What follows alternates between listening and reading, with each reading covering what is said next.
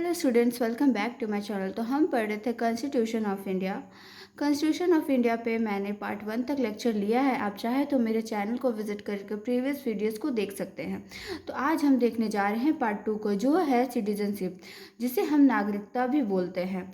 Part 2 के अंदर 5 to 11 articles आते हैं। तो चलिए देखते हैं सिटीजनशिप क्या है।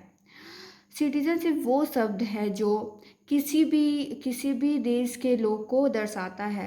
जैसे कि कोई भी एक मेंबर वो किस देश से बिलोंग करता है, उसे हम कहते हैं सिटीजनशिप।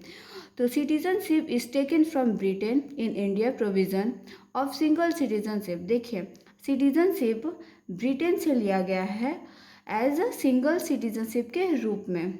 तो चलिए देखते हैं आर्टिकल 5 को।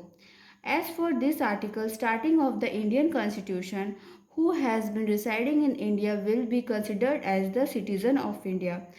आर्टिकल 5 के तहत ये बोला जाता है कि जो भी लोग इंडिया में रह रहे हैं, रिसाइड कर रहे हैं, वो इंडियन के सिटीजन्स कहलाएंगे।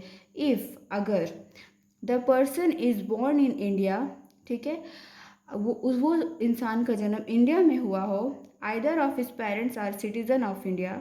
देखिए, उनका कोई भी पेरेंट इंडिया के सिटीज़न होना चाहिए। He has been residing in India minimum last 5 years। अगर वो इंडिया में रह रहे हैं 5 साल से। He came from Pakistan before 19 July and residing. अगर कोई इंसान 19 जुलाई से के पहले से आया है और वो इंडिया में रह रहे, तो वो इंडिया के नागरिकता को अपना सकते हैं। His parents and ancestors were born in undivided India. अगर उसके पेरेंट्स या फिर पूर्वज अनडिवाइडेड यानी कि बंटवारे से पहले के भारत में जन्मे हैं, तो वो भी इंडिया के सिटीजन कहलाएंगे। आइए हम देखते हैं आर्टिकल 6 को। About the citizenship of India who migrated from Pakistan to India before 19 July 1948 and lived in India since 6 months and made registration for India, it will be considered as the citizen of India. तो देखिए, ये article हमें बोलता है अगर कोई व्यक्ति पाकिस्तान से इंडिया माइग्रेट हुआ हो 19 जुलाई से पहले, 19 जुलाई 1948 से पहले, और वो इंडिया में 6 मंथ तक रहा हो और उसने रजिस्ट्रेशन करवा लिया है, तो वो भारत का नागरिकता को ले सकता है।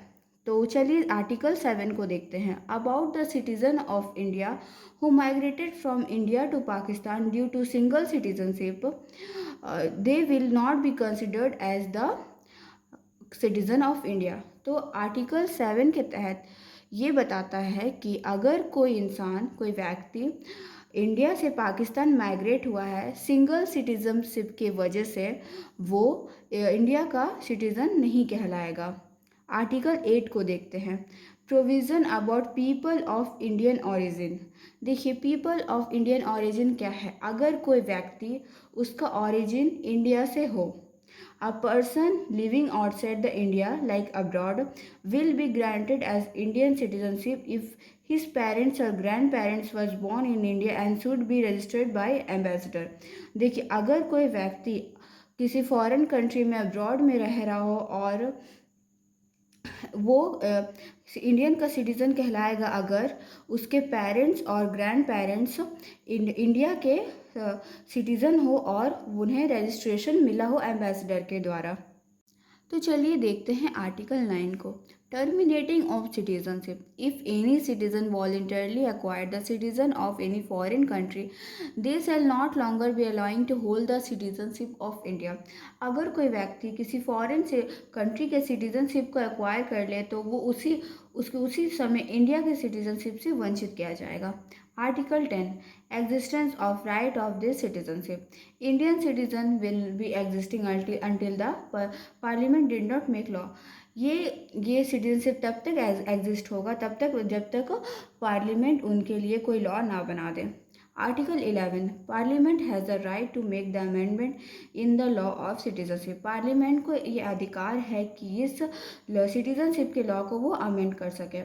आई होप आप लोगों को ये टॉपिक समझ में आया तो इस वीडियो को लाइक शेयर एंड चैनल को सब्सक्राइब करें, और अगर कुछ डाउट लगे तो मुझे कमेंट सेक्शन में आप पूछ सकते हैं। Thank you.